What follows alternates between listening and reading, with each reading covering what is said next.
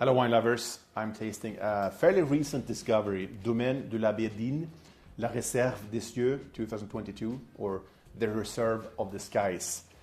Dîne, it's a fairly new project. I don't recall which was the first vintage, but I've been very impressed since my initial tastings, and this is belonging to Nathalie Renon. So she inherited some of the parcels from her family.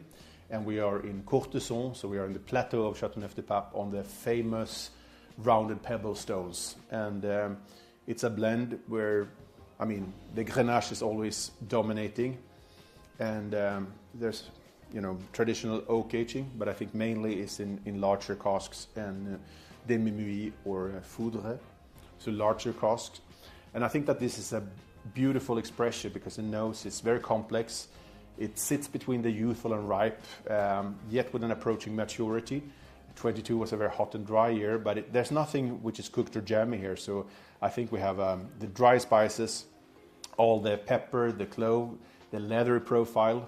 We have kirsch, sweet plum, cassis, garrigue, or the wild herbs we do find in the vineyards, tobacco leaf, and just a very hint of oak, but very fine makeup in the background or so.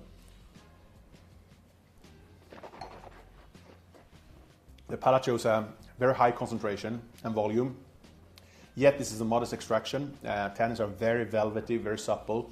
We have a good richness here, and those fine tannins are contributing with a good sense of freshness. And I like the layers. It's gorgeous, the sweet and spicy fruit. We have the black pepper, leather, aromatic herbs, smoked meat coming back. Long, complex and lingering finish. There's tremendous length here.